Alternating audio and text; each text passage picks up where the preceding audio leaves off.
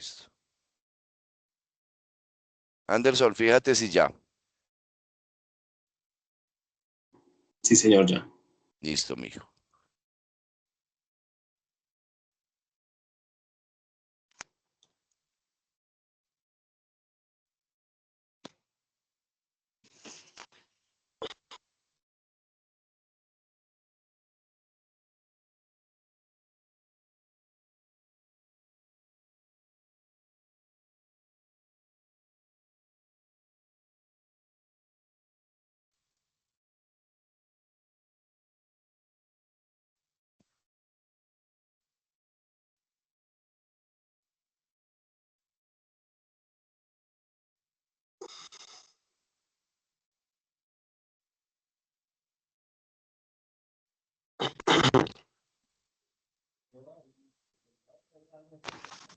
Le envié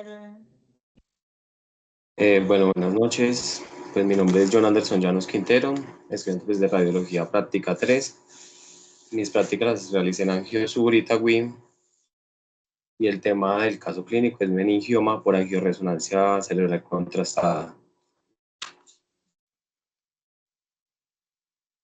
Comenzaremos pues con la historia clínica de la paciente. Es una femenina de 49 años que consulta por una cefalea hemicraneal izquierda con migraña con aura complicada. La paciente de antecedentes pues, tiene una neurosis cisticercosis resuelta, una hipertensión arterial y una tubectomía.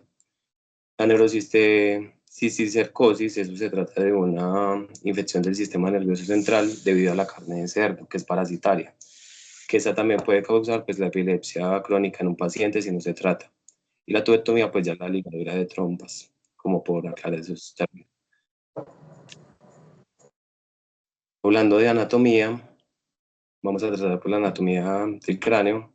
Tenemos lo que es el hueso frontal, perdón, coloco la puntero. Tenemos lo que es el hueso frontal, el lóbulo frontal, lóbulo parietal y lóbulo occipital. Tenemos lo que es el cerebelo, el tentorio, lo que es el cuerpo calloso, que acá está la rodilla, el cuerpo y el esplenio. Tenemos parte del ventrículo, podemos ver, ¿qué diría esto? Que el tálamo, el mesencéfalo, puente, médula. Parte de las vértebras que vemos, desde la C2 hasta la C5 se alcanza a determinar ahí. Tenemos lo que son los frontales, la cavidad pues nasal, cavidad bucal, donde vemos la lengua, la epiglotis y todo lo de la nasofaringe. En cuanto a la anatomía venosa, vemos lo que es el seno sagital superior, vemos pues la confluencia de los senos, el seno recto y la vena cerebral interna o también llamada vena de Galeno. Este es el seno transverso y el seno circunflejo. Es así a grosso modo que se puede determinar.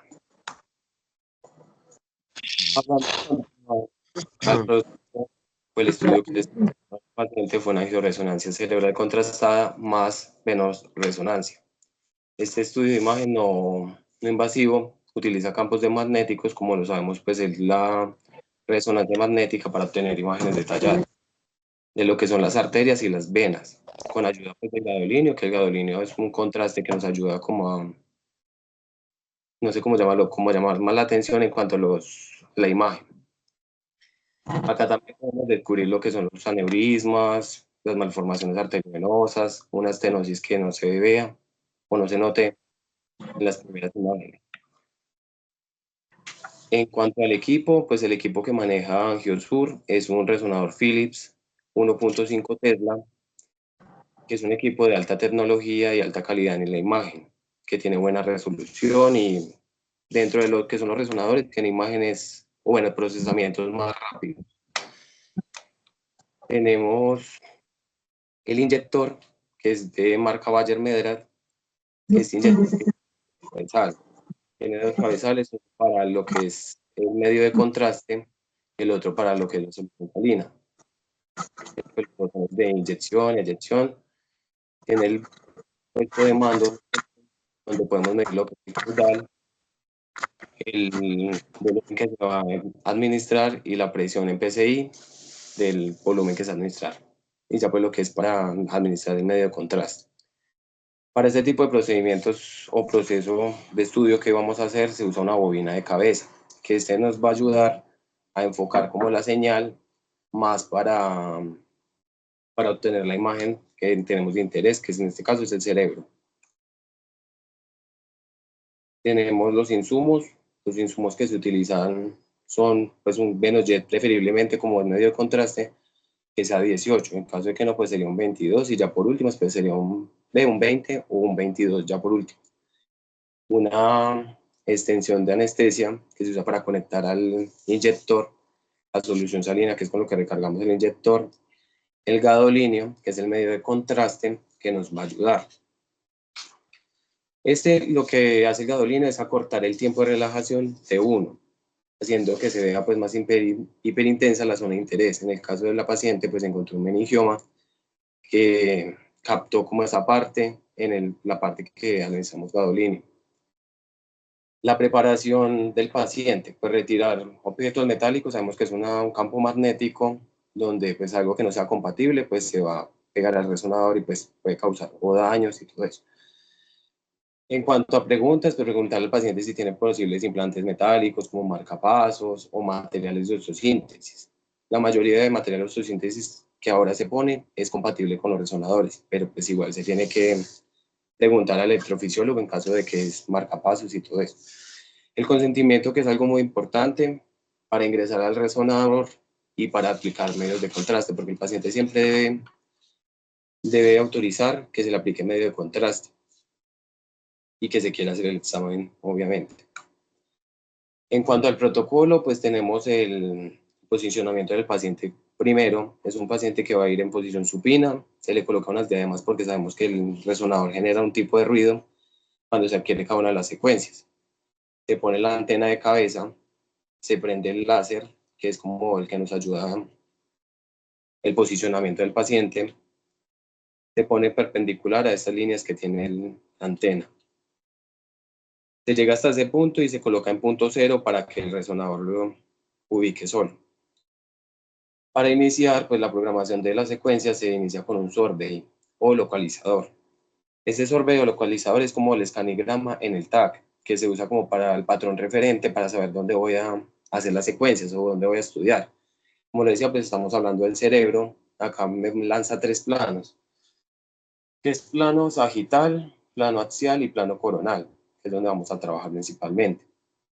A partir de ahí yo ya comienzo a programar todas las secuencias.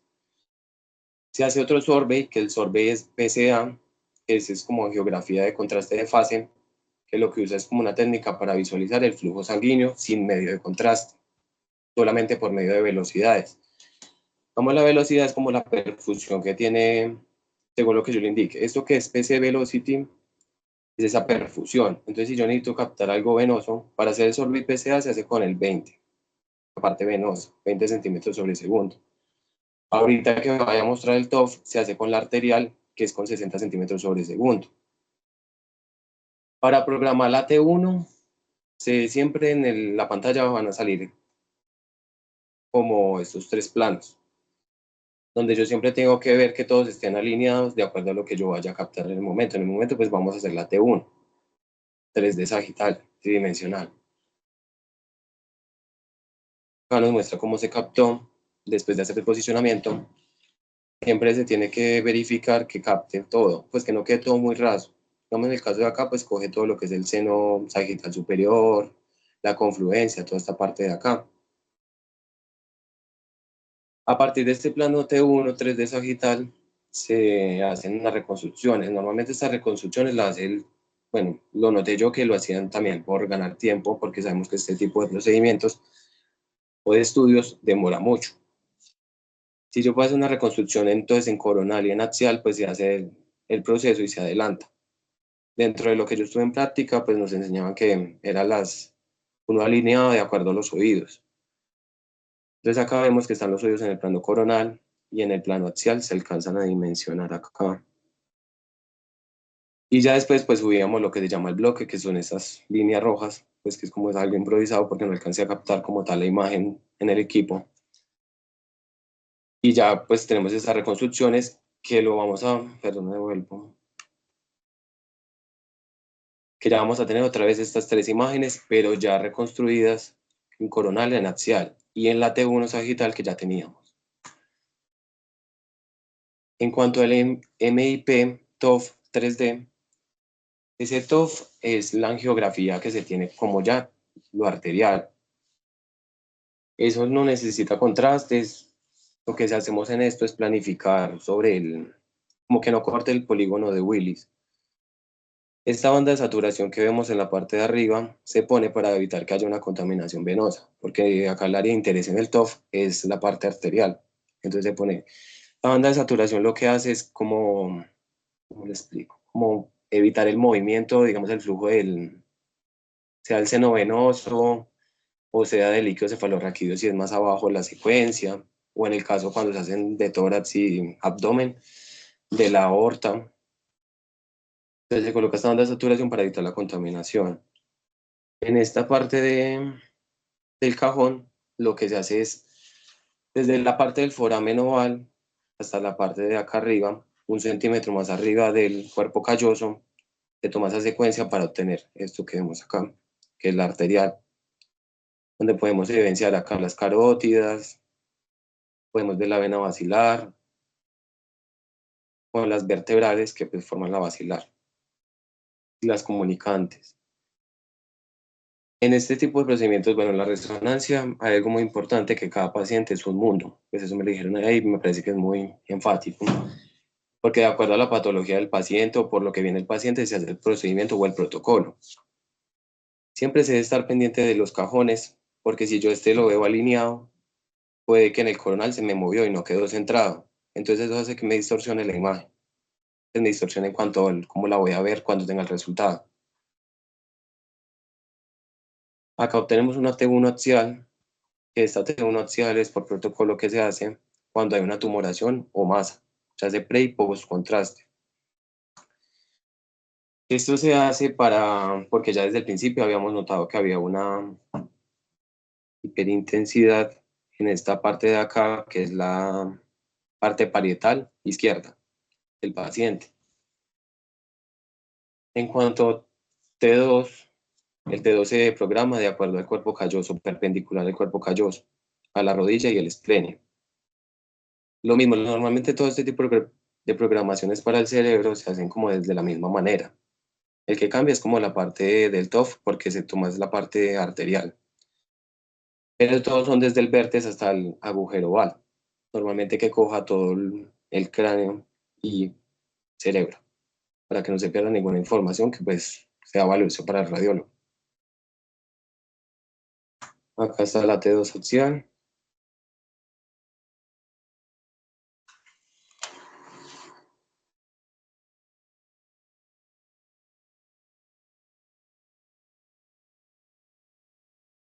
Que acá la T2 axial pues, se usa para ver edemas, más que todo lo patológico del paciente. Acá lo vemos en la parte coronal donde se nota más el meningioma, en esta parte, que acá comienza a verse.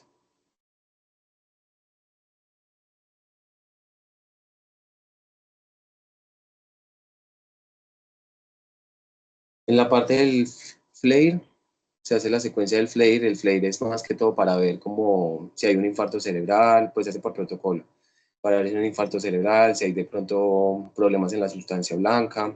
Acá podemos denotar pues que se sigue viendo el meningioma. En la parte del Bembol, el Bembol es una secuencia que se usa más que todo para ver la parte venosa. Es sensible, digamos, a esa parte venosa, que es como la parte de la oxigenación de la hemoglobina, donde se vuelve más sensible esta parte venosa y se ve todo eso. Se ve estos que parecen como agujeros, pero no son agujeros, que es como el tejido cicatrizal que tiene la paciente debido al neurocistercosis que ya le dio y que ya estuvo resuelto, pero pues el cerebro queda con ese tejido cicatrizal. Siguiendo la secuencia, seguimos con una difusión. La difusión es el movimiento de las moléculas de agua en el cerebro. Tenemos tres tiempos en este tipo de difusión, que es la B0, B1000 y el mapa DC. La parte B0 es como el patrón referente que tiene la difusión. donde no se hace una difusión, pero es como el referente que se tiene para tener toda la difusión completa. En el B1000, en ese B1000 lo que se hace es ver cómo las moléculas de agua actúan en contra del gradiente. Para ver cómo la tumoración, sabemos que un tumor es una neoplasia y es donde hay más celularidad. Lo que es la grasa y esa tumoración se van a notar más. Bueno, entonces se van a concentrar más ahí, esa difusión en esa tumoración, mire que se ve más hiperintensa.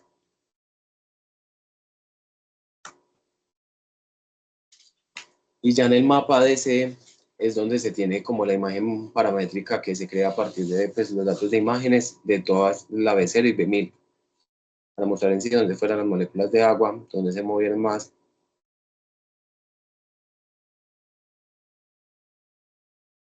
Acá tenemos las secuencias post-administración de medio de contraste. Pues acá tenemos el panel de control del medio de contraste o de administración de contraste, donde pues sabemos que se activa primero. Todas las vías periféricas que se le ponen al paciente se deben verificar antes de administrar el medio de contraste para saber que está permeable y no generarle una extravasación severa al paciente pensando que le está pasando contraste. En este caso se hizo pues el caudal de 2 con 10 cc se purgó o pues se probó la vena. Se usó 5 cc de gadolinio y se usó caudal de 2 para todo. Y con 30 cc se barrió el medio de contraste con solución salina.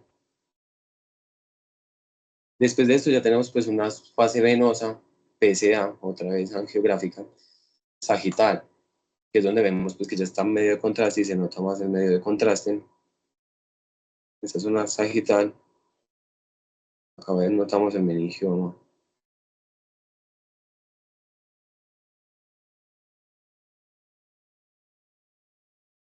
En esta que sigue la 3D angio, que le llaman dinámicas, ese se hace con el propósito de ver cómo el medio de contraste entra al paciente. Desde la parte que inicia, sube, las arterias, las venas, cómo va pintando para que el médico radiólogo pues, pueda evaluar si hay alguna estenosis, si hay algún problema en cuanto a la circulación y el flujo sanguíneo normal. Acá vemos cómo va avanzando el medio de contraste. Ahora al final vemos cómo sube al seno sagital superior. Acá va subiendo. Final. En esta parte final es la fase venosa 3D PSA, que es donde vemos como tal, pues ya la paciente, como queda esa parte venosa y arterial. Si notamos en esta parte, se le ve un seno más estrecho. El seno está estrecho, pues lo que pude lograr identificar e investigar es por la tumoración que teníamos ahí que como que aprieta y forma la estenosis. Siguiendo con la deontología, pues tenemos lo que es la ética profesional. Sabemos que tenemos una ética profesional, que tenemos unas normas que regir. Para eso mismo existen los protocolos y se deben seguir los protocolos como son, de acuerdo a la patología del paciente o por qué se le solicita al paciente, para entregar un estudio confiable y diagnóstico más que todo. El principio de beneficencia y no maleficencia, pues siempre estamos para hacer el bien, somos gremio de la salud, estamos buscando que el paciente sea que avance en el tratamiento, sea que se le descubra algo que no sabe. En cuanto a intimidad del paciente, pues la intimidad del paciente siempre prima. Sabemos que en este tipo de estudios muchas veces se hace cambiar el paciente, se hace desnudar, se hace poner una bata, y pues uno como paciente uno siempre está vulnerable a todo. Puede que muchas veces uno no lo haga de aposta, pero usted le dice al paciente acuéstese y ellos son cuidándose con la bata, que no se le vea nada y pues usted tiene que velar porque eso se cuide. En cuanto a la calidad del diagnóstico, pues somos casi tecnólogos en radiología y nos dicen que nos vendemos por la imagen. Tenemos que saber que tenemos que tener imágenes de calidad, que no, porque digamos me quedo movida y ya el paciente puede que sea alguien que se comporte bien, pero yo no la quiero hacer más, dejémosla así que eso pasa. Bueno, lo ideal, o por lo menos yo no lo veo así, ¿no? Lo ideal es entregar una imagen de calidad, el médico pueda diagnosticar y pueda decir, sí, tiene esto y estoy seguro que sí tiene esto, no porque pues me parece tan bien. En cuanto al reporte, pues el reporte que emite Angiosur, el médico radiólogo dice que son signos sugestivos de un meningioma en la tienda del cerebelo con un diámetro aproximado de 35 milímetros y tiene pues la neurocisticercosis calcificada. ¿Qué quiere decir calcificada? Que es cicatrizal. O sea, ya le quedó a la paciente ahí, pero pues en este momento, según investigué, no le está haciendo efecto esa neurocisticercosis o no está activa. Las referencias consultadas, ya.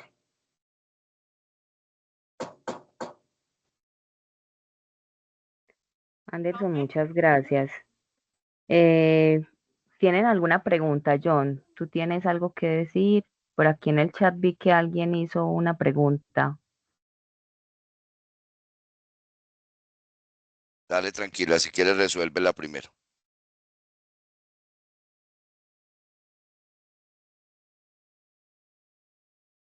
Espérame que tengo como la... Si quieres la respondo, pues sí, acabo de captar que sí hay un error ahí. Sí, sí se Sí, dale, necesita. dale Normalmente tranquila. se pide un examen de creatinina para evitar, pues obviamente que haya un daño renal. Sabemos, pues, según lo que investigo, el gadolino no es tan pesado como lo es el contraste para TAC, pero igual pues sigue siendo un medio de contraste que sigue teniendo un peso osmolaridad, pero sí, por exigencia y por protocolo se debe pedir la creatinina, que debe estar sobre los límites. En caso de que no esté sobre los valores que se debe, pues se hace una nefroprotección al paciente.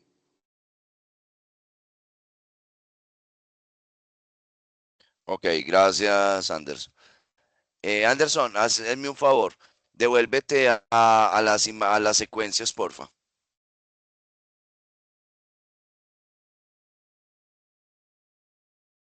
Más, más.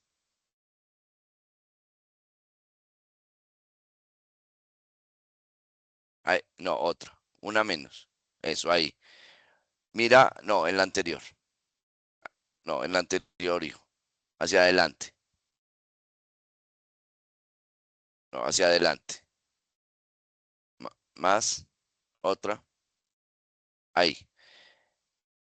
Verifica nuevamente que aquí hay un error, mijo. Ese T2, ese que dice T2 axial no es un T2. ¿Listo? Pon a moverla, pon a correr la secuencia.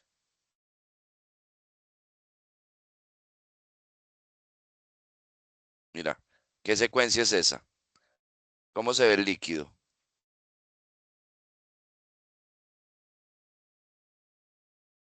Hipointenso, Hipointenso. Entonces, ¿un qué?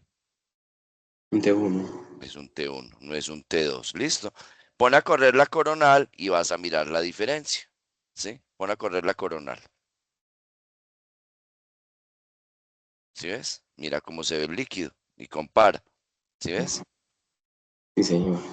Listo. ¿Ok? Eso es uno. ¿Listo? Correcto. Ahora dale adelante, porfa. Entonces hay que poner cuidado con eso, con eso. ¿Listo? Dale más. Otro.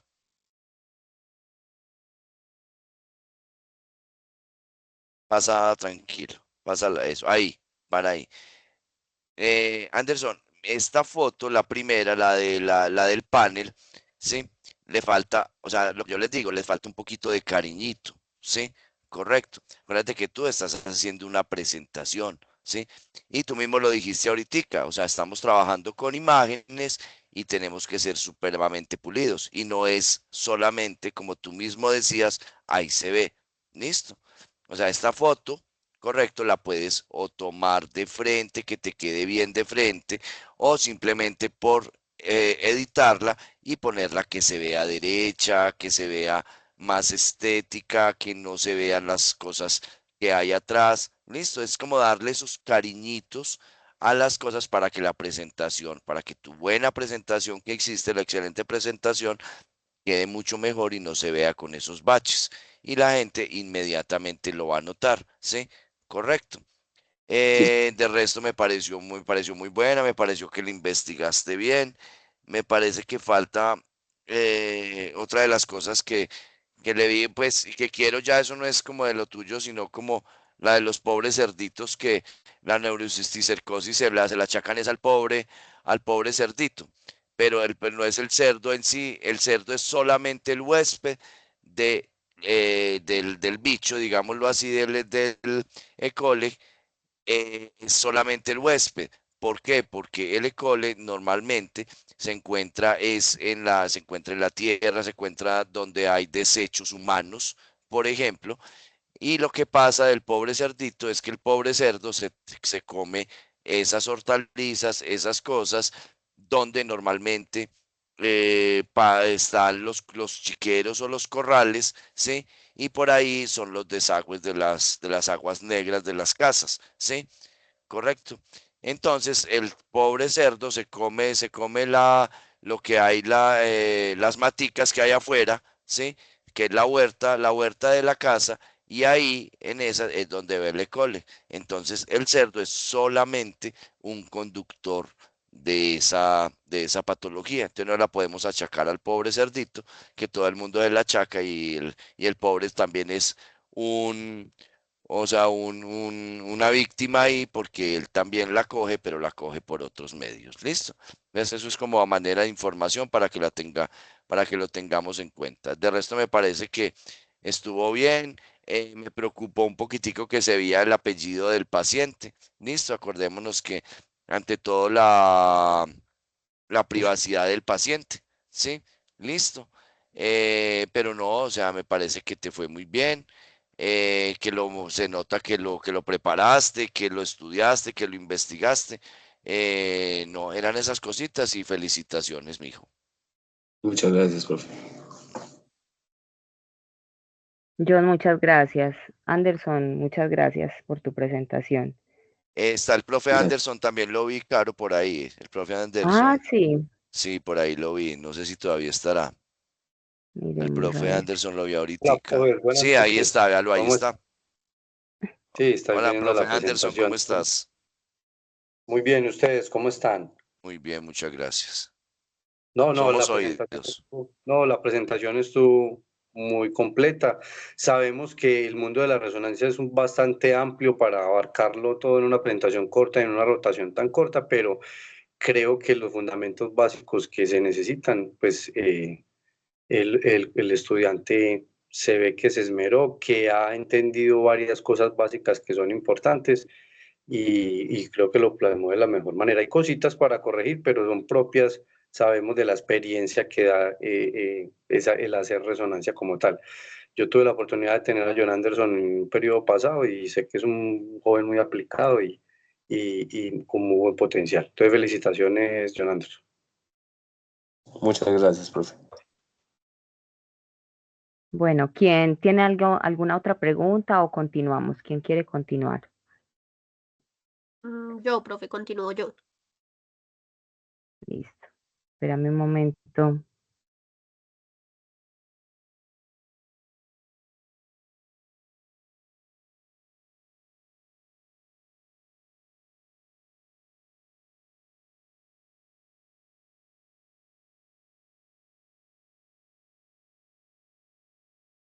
Claro, te da para colocarlo como moderador. Espérame que estoy tratando de hacerlo y no me da, ¿Quién es? no me aparece. Es Verónica, Verónica Cardona. Verónica Cardona Larco. Verónica. Cambiar. Listo, Vero.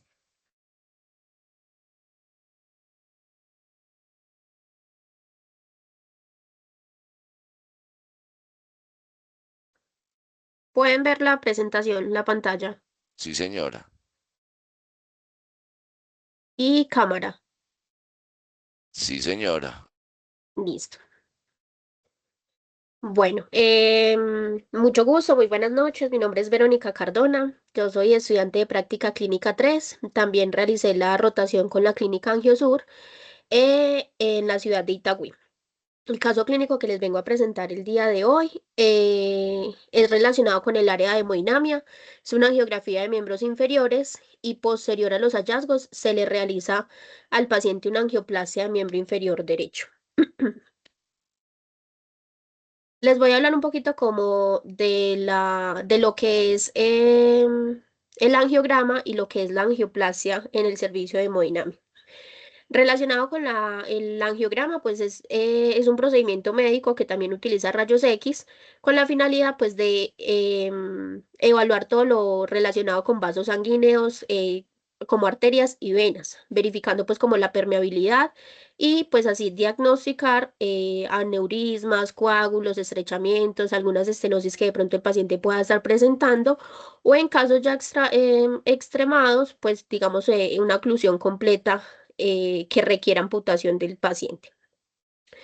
En el caso de la angioplasia, es un procedimiento médico que va ligado también al angiograma,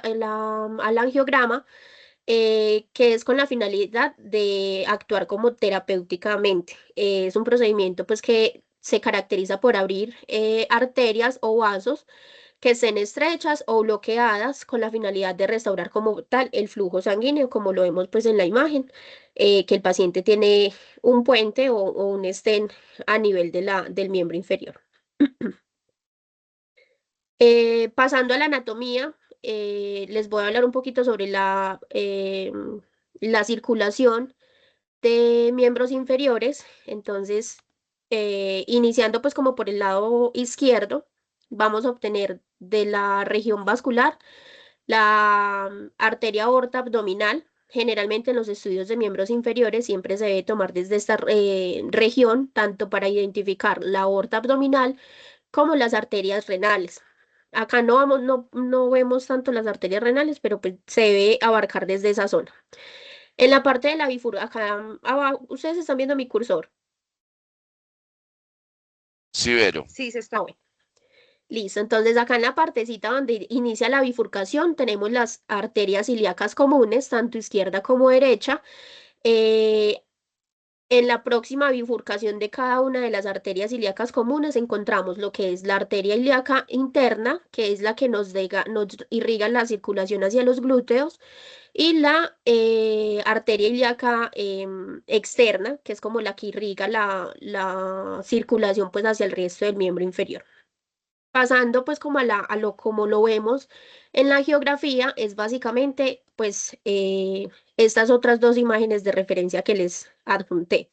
Entonces acá tenemos la arteria ilíaca interna, que es la que les mencioné que irriga los glúteos, la arteria ilíaca externa, y en la próxima bifurcación vamos a encontrar la femoral común, que es esa acá arriba, y ya en la bifurcación tenemos la arteria femoral profunda, que es esta pequeñita, y la arteria femoral superficial, que es la que encontramos acá ya como hacia el lado del muslo del paciente.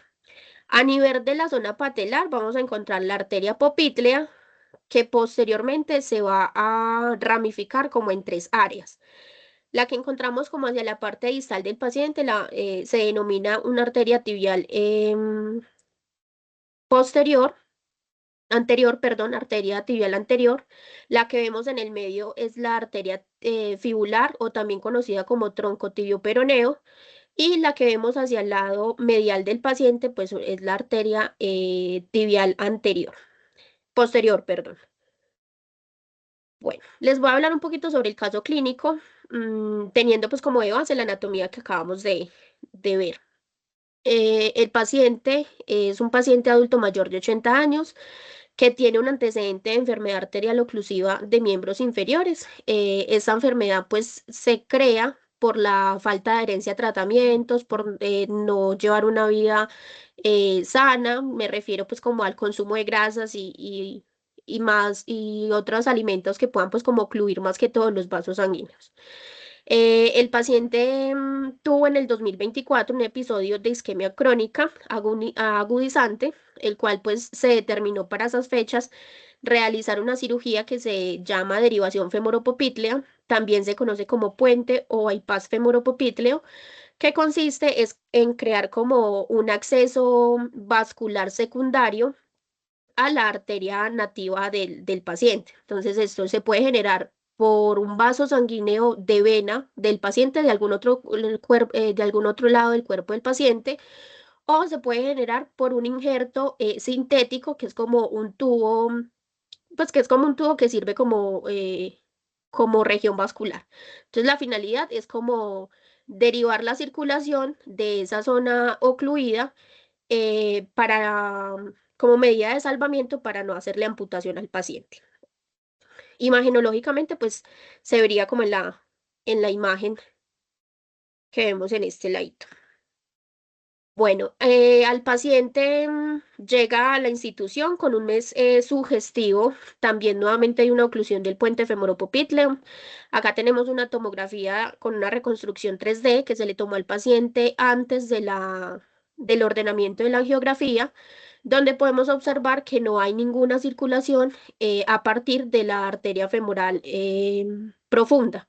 Como si vamos a comparar, digamos, las dos imágenes, podemos evidenciar que el paciente en ninguno de los dos miembros inferiores tiene circulación a partir de la femoral superficial, es decir, le llega como hasta estas ramificaciones que vemos en este ladito. Pues se determina una oclusión completa del puente femoropopliteo, tanto de la extensión femoral superficial nativa del paciente como de la derivación que le realizaron en el 2024. Bueno, hablando ya como de los equipos que vamos a identificar en una sala de hemodinamia, tenemos el ecógrafo, el cual pues nos permite, o bueno, le permite al médico intervencionista guiar la punción y la cateterización del paciente. En este tipo de procedimientos, una angiografía de miembros inferiores, generalmente se punciona al paciente en la zona inguinal a través de la arteria femoral común. Entonces, este tipo de equipos, el ecógrafo, ayuda a visualizar con mejor precisión la punción en esa arteria. Tenemos el equipo de anestesia, pues como su nombre lo indica, pues emite gases eh, sedantes al paciente. En algunas ocasiones se seda al paciente por completo o simplemente permanece en un estado de inconsciencia. En algunos otros procedimientos el paciente es completamente activo, pues es consciente de todo el procedimiento, de todo lo largo que dure el procedimiento. También sirve pues como monitor, vigila todos los signos vitales del paciente y generalmente pues es manipulado por el anestesiólogo del área. Tenemos el equipo de inyector. Este inyector pues es del medio de contraste. En este tipo de procedimientos utilizamos un medio de contraste yodado, hidrosoluble. Lo que permite el inyector es como regular con más precisión la inyección del medio de contraste. Este tipo de equipos pues permite manipular a qué tipo de caudal quiere el médico intervencionista que inyectar el medio de contraste, cuántos cc se le puede suministrar y a qué velocidad. Entonces son datos manuales que se le suministran al equipo y que permiten con más eficacia hacer la inyección del medio de contraste. Bueno, pasando como tal al equipo, al angiógrafo. Este angiógrafo es una marca Philips de referencia a Surium 7 de alta generación. Es un equipo que genera imágenes de alto rendimiento, reduce el campo de radiación, utiliza procedimientos donde reduce el tiempo de exposición y es capaz de brindar una visualización 3D simultánea, que es como realizar una reconstrucción en tiempo real en un solo modelo tridimensional, donde se puede observar tanto estructuras óseas como la red de vasos sanguíneos, que es como el mayor función del angiógrafo. Está compuesto por la mesa de donde pues se acuesta el paciente. Tenemos el brazo que es como un arco en C. Este brazo es movible para todos los ángulos. También tenemos las consolas de mando. En estas consolas de mando tenemos una consola manual y una consola digital.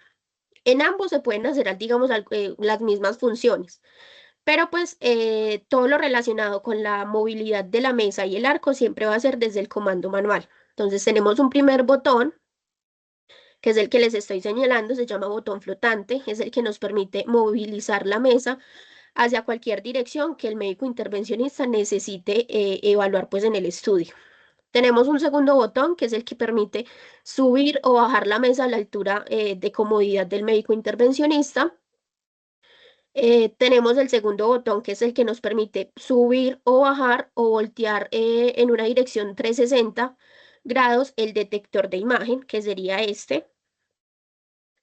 Y tenemos en el tercer botón, nos permite girar el arco hacia, de manera vertical, de derecha a izquierda, o dar una angulación caudocraneal o craneocaudal. De esto, pues, es a indicación del médico intervencionista que esté tratando. En el cuarto botón tenemos la colimación del estudio. Y lo que es quinto y sexto botón son los filtros. Estos filtros pues nos ayudan como a disminuir el campo, no el campo de visión, sino como a quitarle un poquito de opacificación a algunas estructuras, por ejemplo, óseas, que son muy luminiscentes y nos generan como interrupción en el área donde queremos especificar como lo que el médico quiera visualizar. En el resto de botoncitos, pues nos sirve para diferentes co- eh, cosas, digamos, para la imagen. Entonces, tenemos el campo de visión, que es como el Field of View en tomografía. Entonces, lo podemos ampliar o estrechar según la indicación médica. Tenemos la media, baja y la alta intensidad de fluoroscopia. Como todos sabemos, a menor fluoroscopia, a menor fluoroscopia, pues menos riesgo de radiación tenemos. Obviamente, pues es una calidad menor que una alta intensidad de fluoroscopia, pero pues acá es donde nosotros debemos actuar con lo de los principios de Alara.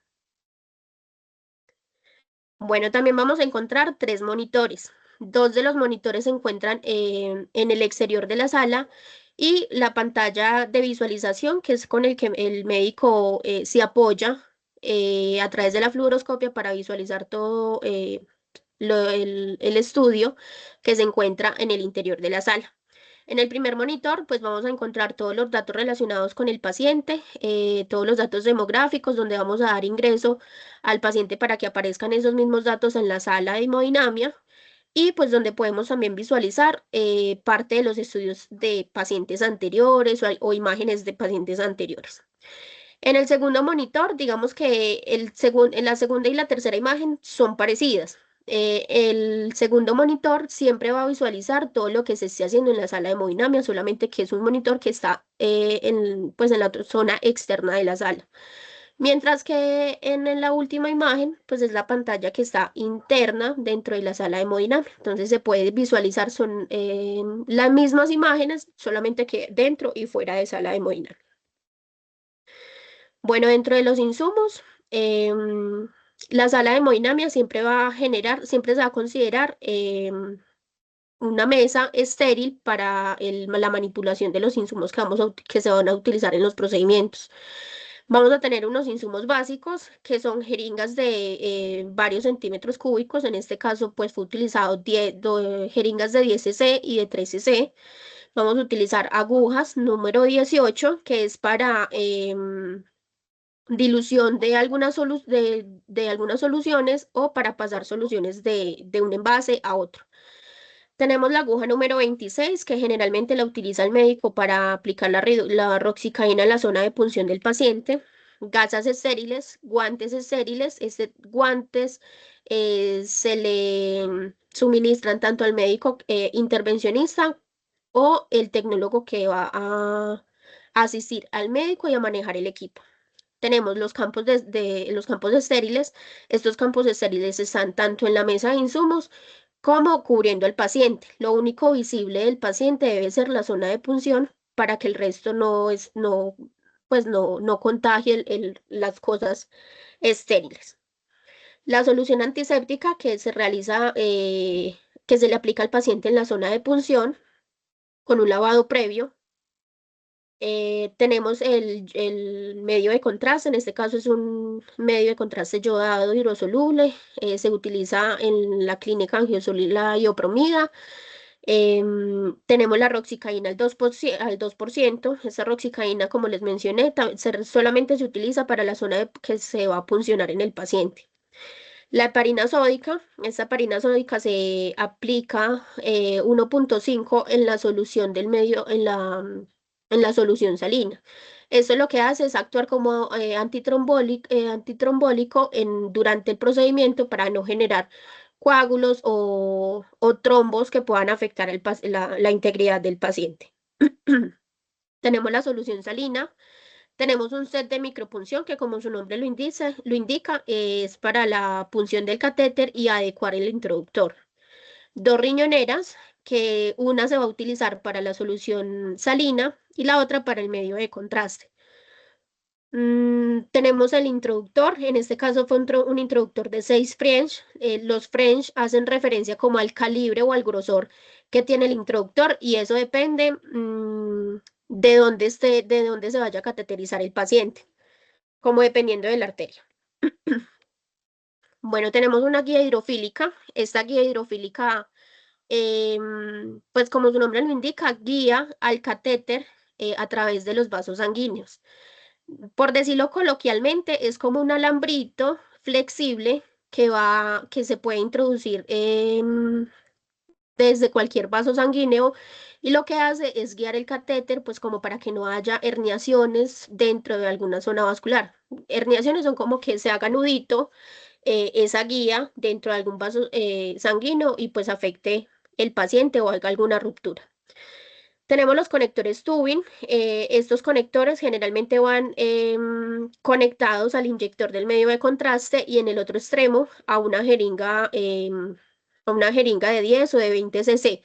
Lo que hace es manejarlo de las dos maneras, desde el inyector, desde el medio, suministrar el medio de contraste desde el inyector o de manera manual con la jeringa, pero pues ya como a decisión del médico.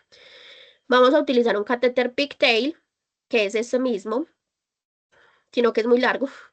En la puntica, y se llama pigtail porque en la puntica siempre va a tener como un corrosquito, como la cola de cerdo. Entonces, por eso se le llama pigtail, porque tiene un corrosquito como la colita del cerdo. Tenemos una guía balón que es predilatadora. Generalmente cuando el médico encuentra o haya una estenosis, pasa la guía balón como para predilatar esa estenosis y posteriormente colocar el stent. Tenemos una jeringa insufladora, que esta jeringa insufladora es precisamente ligada a la guía balón para inflar ese balón. Esta jeringa insufladora es de 20 cc. El protocolo de la clínica Angiosur es llenar de 5 cc de solución salina y 5 cc de medio de contraste para visualizar mejor dónde está ubicado el balón. Los otros 10 cc es de aire, como para permitir que la jeringa llene, digamos que se insufla el balón correctamente. Y tenemos por último el stent, que generalmente pues este es opcional en caso tal de que el paciente necesite una angioplastia. Bueno, dentro de la preparación, el paciente necesita un ayuno mínimo de 8 horas. Si el paciente es diabético, ese día no se puede aplicar insulina en caso tal de que sea insulino dependiente. Se debe retirar accesos metálicos como en cualquier área de radiología para que no vaya a haber algún artefacto en la imagen. Se debe retirar esmaltes tanto de manos y pies. Como todos sabemos, uno de los indicativos de alguna reacción adversa en el paciente es la cianosis distal. Entonces, el retiro de esmaltes es precisamente para poder visualizar alguna anomalía que esté presentando el paciente y poderla detectar a tiempo. Retiro de prótesis dentales, la historia clínica completa y estudios relacionados pues que puedan complementar como el diagnóstico. Se deben solicitar unos paraclínicos. En el protocolo de Angiosur se solicitan menores o iguales a 6 días. Se solicita estudio de creatinina y nitrógeno ureico, que es para verificar la función renal. Tiempos de coagulación, porque pues obviamente el paciente va a estar expuesto a algún sangrado. Y un cuadro hemático completo.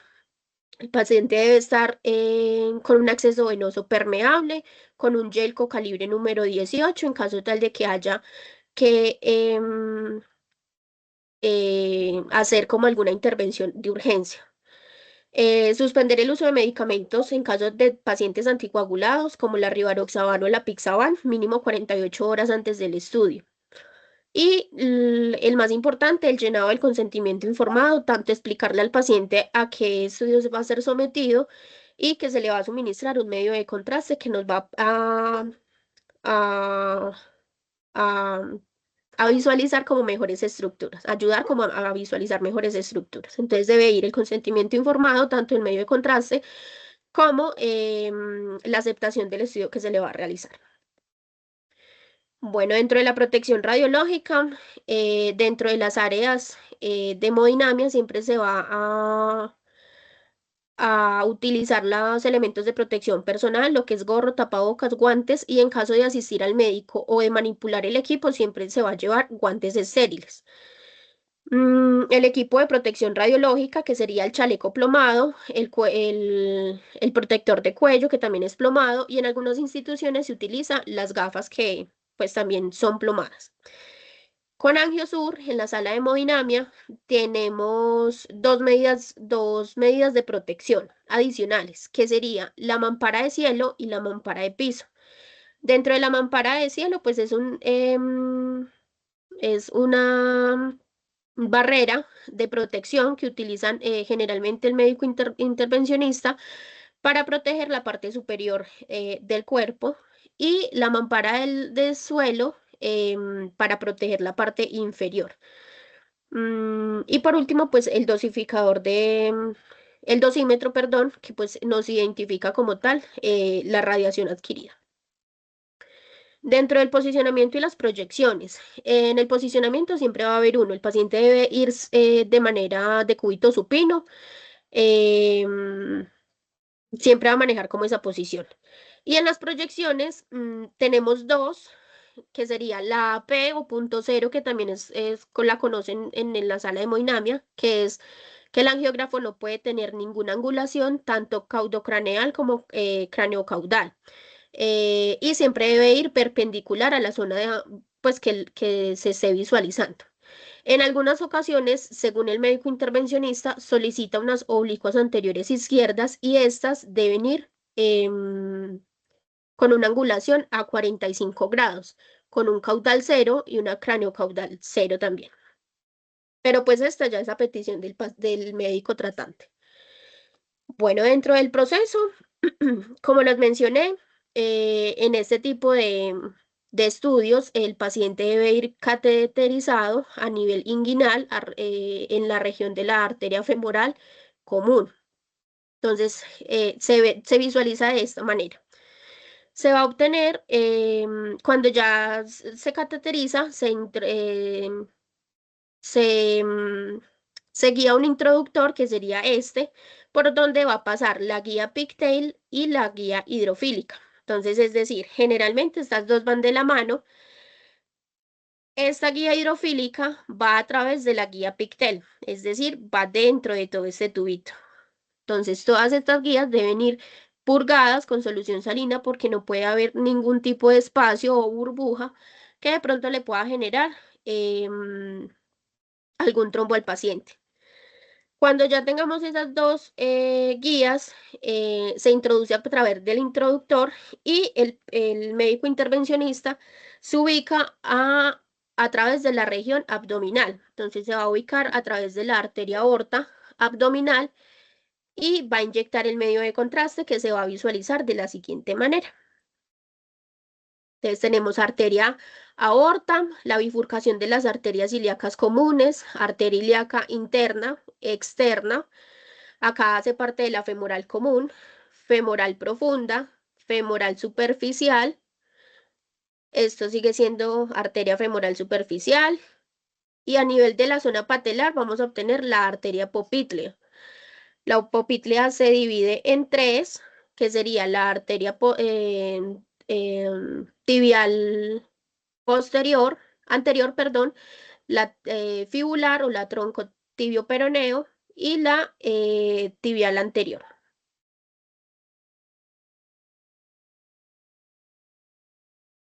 Listo. Pasando ya como las imágenes del caso clínico, En la primera imagen observamos la inyección del medio de contraste en la zona inguinal. Podemos ver que pues marca efectivamente pues como la estenosis a nivel de la arteria femoral superficial nativa del paciente, es decir, que no tiene ningún tipo de circulación. Vemos la guía hidrofílica a través de esa arteria, que sería pues como la segunda imagen. Entonces aquí vemos la guía hidrofílica, pasa por toda la arteria femoral y pues se encuentra el hallazgo de que no tiene ninguna circulación adyacente. Generalmente en estos estudios el médico pasa una guía, que es la guía balón que les mencioné, que es para hacer la predilatación de la estenosis de la arteria, pero pues ellos tienen un cálculo o una medida que va referenciada con el stent que vayan a colocar en la angioplastia. Pues en este caso ellos toman la medida, visualizan de dónde a dónde deben hacer la predilatación con el balón y pasan la guía por todo el canal que vayan a dilatar. En este caso, pues como mm, lo visualizamos en las anteriores imágenes, desde el inicio de la arteria femoral superficial se encuentra el hallazgo, pasa a través del fémur, que serían estas de acá, que todavía sigue siendo la arteria femoral superficial, hasta llegar a la popitlea, que es como la obstrucción más grande del paciente. Esto negrito, pues como esto, sí, negrito que vemos en la imagen es el balón. Acá todavía no está inflado, pero en la siguiente imagen ya se puede ver cómo hacen la predilatación. Acá el balón ya se encuentra inflado, lo que hacen es como abrir esa estenosis como para darle más capacidad al stent para luego pues ser liberado. Acá, pues, como lo indiqué anteriormente, llegan hasta la zona popitlea, que es donde se encuentra la oclusión de la superficial nativa, desde la femoral hasta la popitlea. Esto hace parte todavía del balón y acá, pues, ya liberaron el stent. Entonces, cuando ya se encuentran ubicados, ya hicieron la predilatación con el balón, simplemente liberan el stent y se visualiza de esta manera. Esto todavía sigue siendo el balón. Y acá en la parte inferior se ve cuando empiezan a liberar el stent.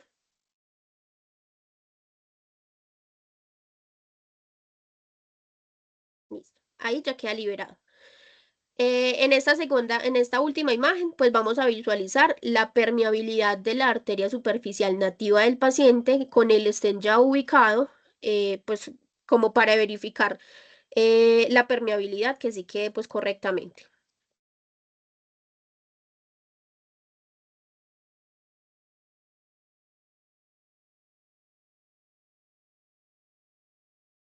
Listo. Cuando se implanta el stent, lo que hacen es nuevamente pasar la guía balón para terminar de abrir ese stent y que no haya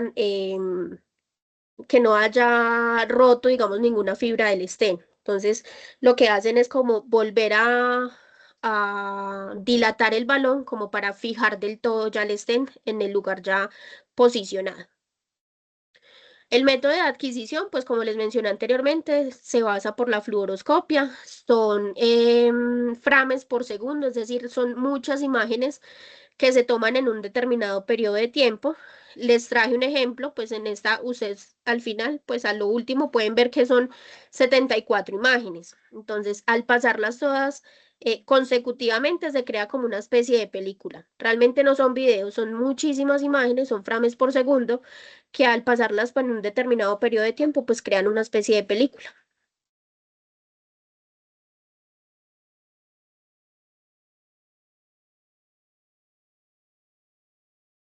Bueno, el informe radiológico se realizó el artograma, que es como un mapeo de toda la región vascular para identificar lo que les mencioné anteriormente, sean neurismas, estenosis, oclusiones completas.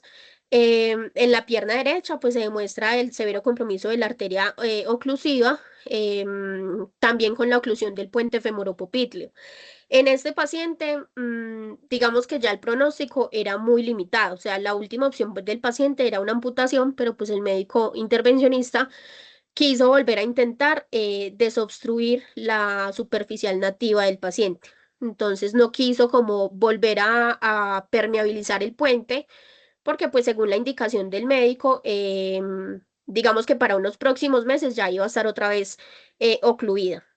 Mm, bueno, entonces indica pues como la oclusión de la arteria femoral superficial, la arteria popitlea, el tronco tibio peroneo y la tibial anterior. Como tratamiento, pues se realizó el reparo endovascular, que es la angioplastia de la arteria femoral superficial, la arteria popitlea y el tronco tibio peroneo derecho. Y pues no se presentó ninguna complicación durante el estudio.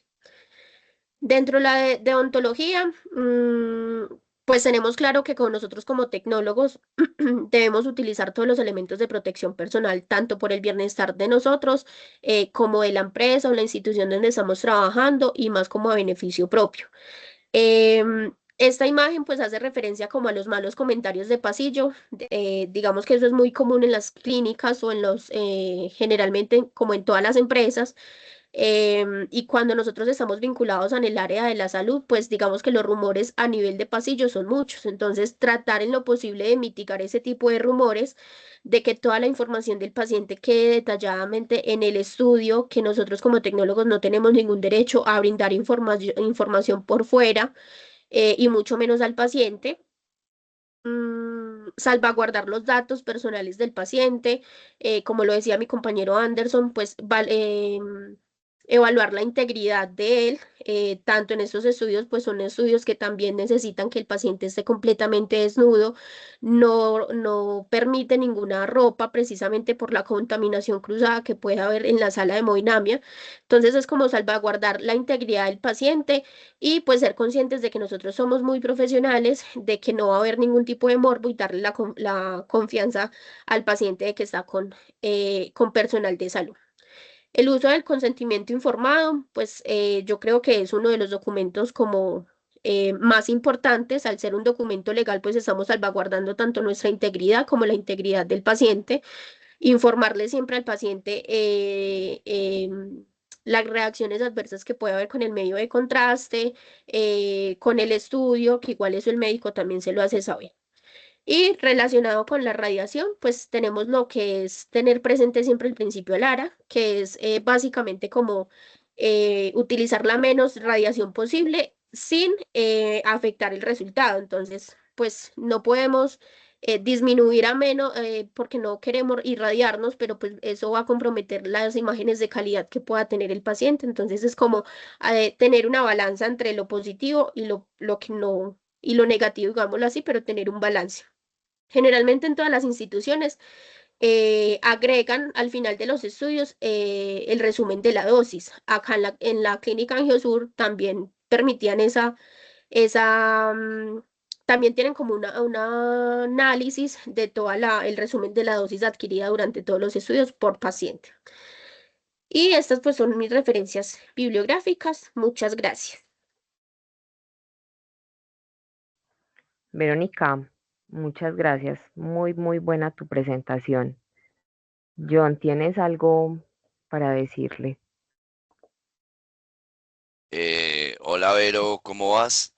Muy Qué bien, pena que profe. ahorita no le perdí la cámara a Anderson, se me olvidó. Me disculpas, Anderson. Eh, pero no, parce, felicitaciones. O sea, me tenés descrestado. O sea, súper buena la exposición. Excelente. O sea, una exposición digna de cualquier seminario o congreso. Te lo juro que sí. Muy, muy buena. No tengo, pues, o sea, te lo juro que no tengo nada que decir. Solo mil y mil felicitaciones. Para mí, excelente. Muchas Muchas gracias, profe. gracias. Bueno.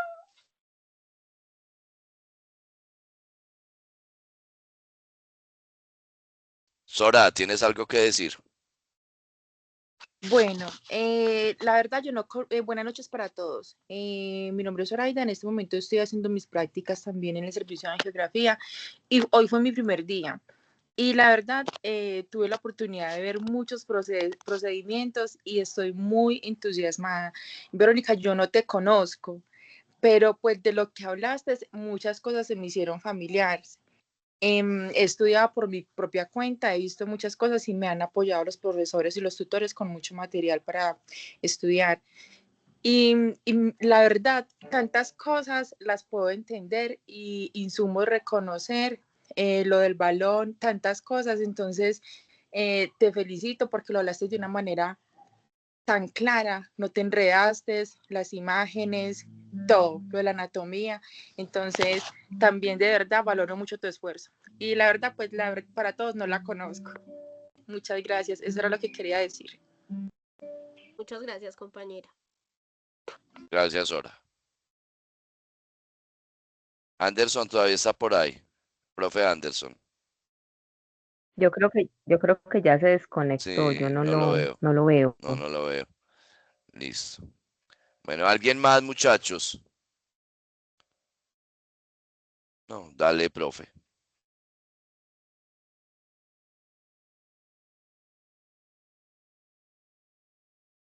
Profe, no te Nos seguimos escuchamos. entonces Ya. con Emily. Emily, ¿estás por ahí? Sí, señora, buenas noches. Ahí te escuchan. Continuamos ¿Me con escuchan? Emily. John, Sí, Emily, dale ya le compartir que a mí di, definitivamente no me aparece. ya le di, ya le compartí. Sí, sí, Emily Diana, ahí está.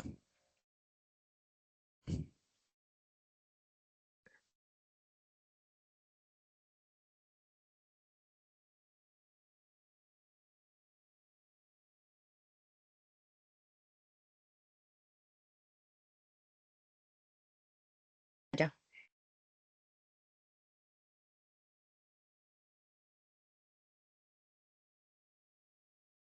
¿Pueden ver mi pantalla? ¿Me escuchan? Sí, señora. Ambas. Listo.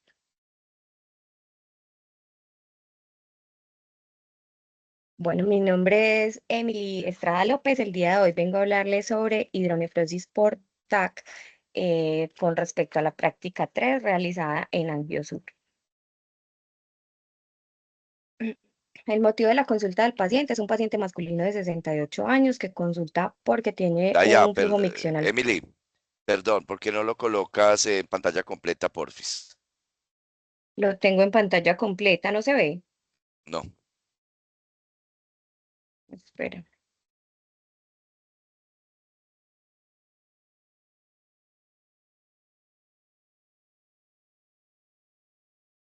Todavía se sigue viendo igual, profe.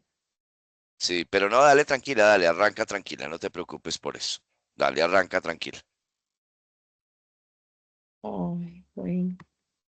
Entonces, el motivo de la consulta es un paciente masculino de 68 años que consulta por un flujo miccional disminuido, que tiene una sensación de vaciamiento incompleto, o sea, que siente que no orina la totalidad pues, que tiene en la vejiga, que aporta una ecografía previa en la cual indica que el paciente tiene una próstata de 33 gramos, o sea, que la tiene un poquito aumentada, y que adicional tiene una hidronefrosis clasificada en grado 2.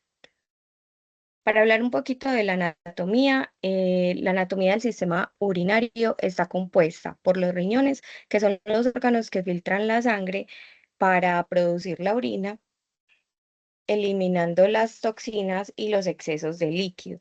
A su vez, el riñón está conformado por la corteza, que es la que contiene los glomérulos, que es una parte funcional de la nefrona, donde se filtra pues como la sangre.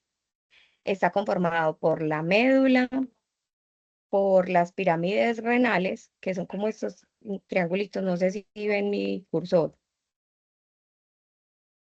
Sí, sí se ve. listo, que son como estos triangulitos que se ven acá, y por la pelvis renal, que es esta partecita del riñón que se ve como un embudo, que es por donde sale la orina al uréter. Como les dije, la parte funcional del riñón es la nefrona. La nefrona a su vez está compuesta por los glomérulos y por el túbulo renal. Los glomérulos son los que filtran la sangre y el túbulo renal es la parte de la nefrona donde se filtran pues como que se filtran las sustancias, y las sustancias que son necesarias para la sangre se devuelven y las que no se eliminan a través de la orina. También está compuesto por los ureteres, que son estos tubitos que se ven pues acá bajando del riñón, que son los que llevan la orina del riñón hacia la vejiga. La vejiga, que es un músculo hueco, el cual contiene pues la orina hasta que es eliminada, en este caso en el masculino, por la uretra, saliendo pues hacia el exterior por el pene. La uretra también sirve como, em, pues en el caso de los hombres, para la expulsión del semen, en el caso de la eyaculación. Y la próstata, que es una glándula del sistema reproductor masculino, que es donde se genera parte del semen y está ubicada delante de del recto, abajo de la vejiga y envuelve la uretra. La hidronefrosis es una afección en la que uno o ambos riñones se inflaman debido a una acumulación de orina. Generalmente es causada por una obstrucción, ya sea en el uréter, la vejiga o la uretra, y esta inflamación puede causar dolor en el paciente. Si no se trata a tiempo, puede generar un daño en la función renal del paciente. Esta, está clasificada en 4 grados. El grado 1, que es el grado clasificado como leve, es donde se observa una ligera dilatación en la pelvis renal, que es como en esta partecita de acá, y no afecta los cálices renales. El grado 2, que ya es una dilatación de leve a moderada, hay una dilatación no tan solo de la pelvis renal, sino también de los cálices renales. En el grado 3 vemos ya una dilatación clasificada como moderada, se dilata más pronunciada los cálices renales y la pelvis renal. Se ve pues como más grande la dilatación.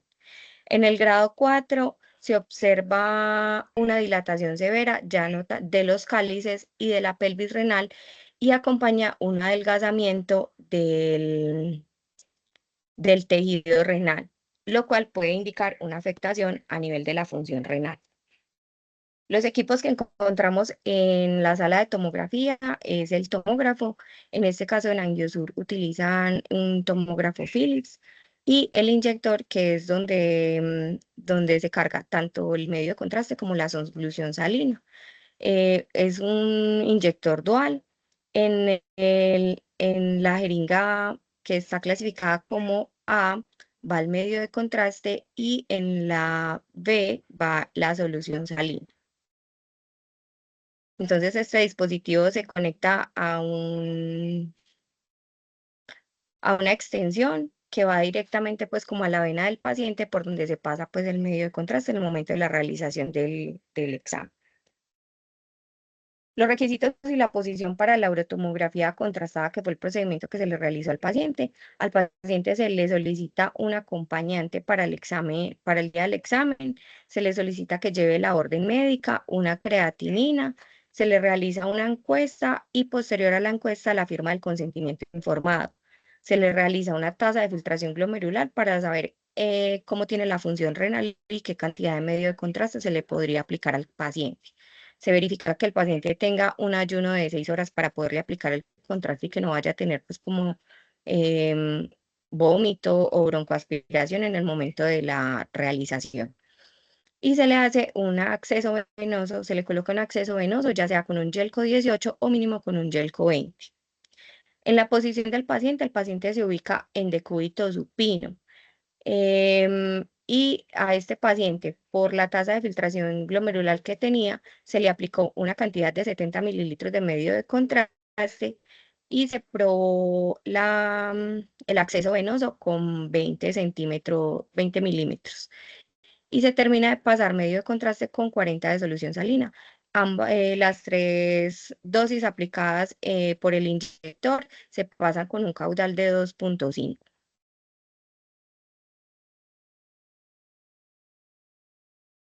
El protocolo de la urotomografía contrastada inicialmente se hace pues como un barrido o el survey que llaman o el field para poder programar pues como toda la adquisición.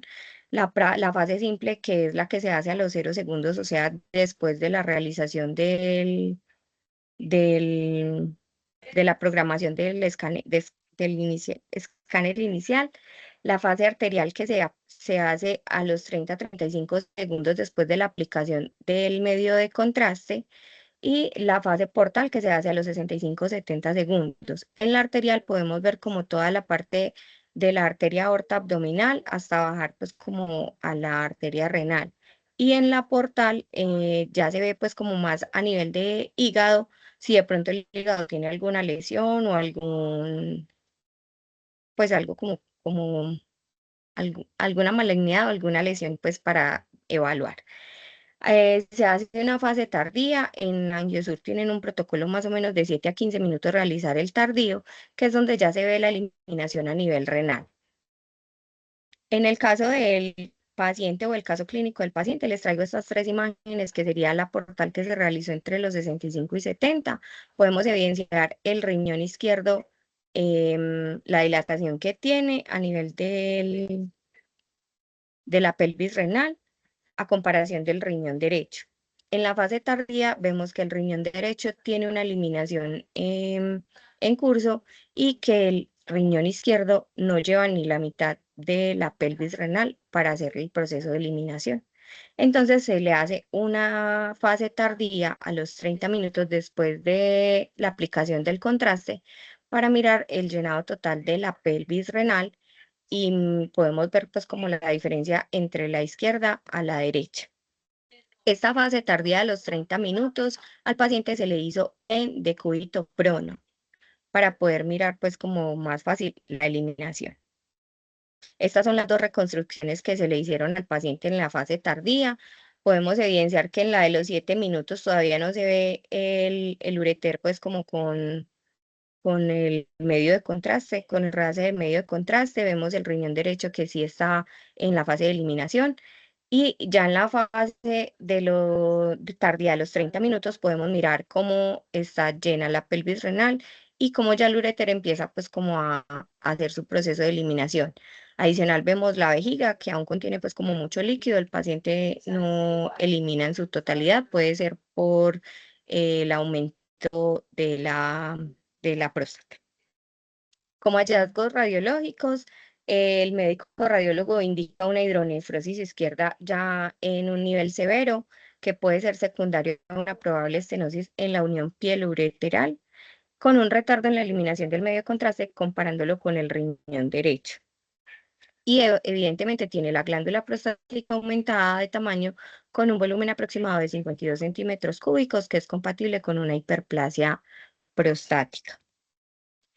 En la deontología tenemos como responsabilidad civil, nosotros como tecnólogos en radiología, aportarle al paciente y al acompañante los elementos de protección personal, verificar tanto la orden médica, historia clínica y antecedentes del paciente, explicarle al paciente pues, como el procedimiento a realizar y a realizar la firma del consentimiento, ya que con eso nos podemos nosotros curar en salud de las contraindicaciones que pueda presentar el paciente y que el paciente estuvo informado en caso tal del procedimiento. Aplicar el procedimiento, el protocolo de Alara, que es entre más bajo como sea posible, sin necesidad de dañar el diagnóstico del paciente. En la condición de vulnerabilidad del paciente podemos aportar como en la privacidad de tanto de los datos clínicos como de la estancia del paciente en la sala, explicarle el procedimiento, la firma del consentimiento informado. Y en autocuidado profesional, el uso de los elementos de protección personal, el uso del dosímetro para mirar la cantidad de radiación que estamos recibiendo. Y ya, estas son mis referencias y muchas gracias.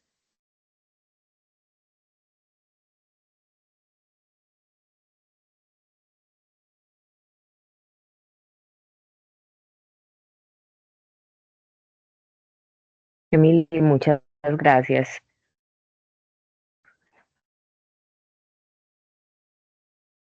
Emily, felicitaciones, muy buena, o sea, me gustó muchísimo, muy buena la charla, se nota pues que la preparaste, que la estudiaste muy bien, o sea, viste los grados, mostraste los grados de la hidronefrosis, no, me pareció muy completo el estudio, muy bueno, felicitaciones.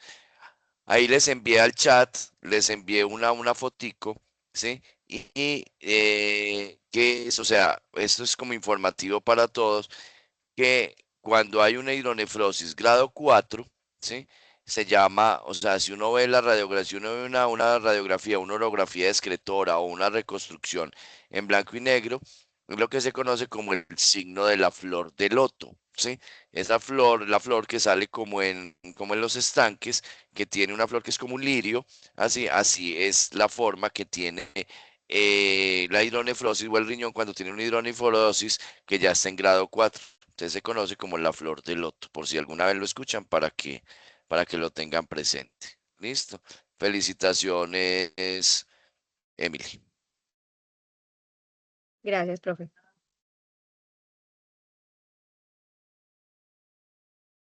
Carito, listo. Muchachos, no se Listo. les Es que tengo olvide, la conexión tan mala en este momento. dale, no se les olvide que deben de entrar al ¿Me campus y escuchan? darle asistido al CIPAS. ¿Listo? Para que les pueda quedar ahí y para que les llegue y lo puedan montar en sus casos, en la papelería que tienen que montar. ¿Listo? Listo, profe, gracias.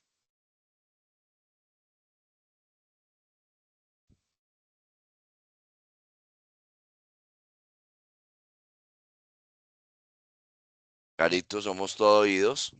Bueno, muchas gracias, John. Muchas gracias por enseñado.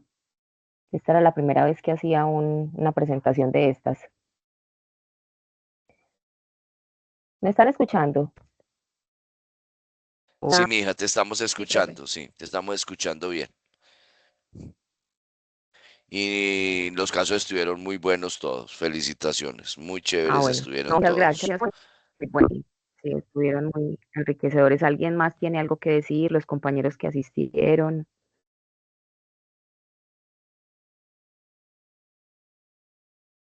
Listo, a los tres Nadie más. muchachos de la práctica 3 que ya terminan, Listo. a Anderson, a Emily y a Vale, mil felicidades, los mejores deseos ya en esta nueva etapa ya productiva de profesionales que ya con esta práctica ya terminan. Los mejores deseos y fue un gusto, de verdad, o sea, haberlos conocido. Felicitaciones, muchachos, y los mejores éxitos para sus planes futuros. Muchas gracias, profe. Muchas Gracias, gracias, profe. profe. Nuestros, nuestros futuros colegas. Sí, señora, nuestros futuros colegas. Ya dentro de poquito hay que decirles colegas. Bueno, muchachos. Voy Sí, a sí, detener sí. la grabación, Así profe. es. Bueno. Listo.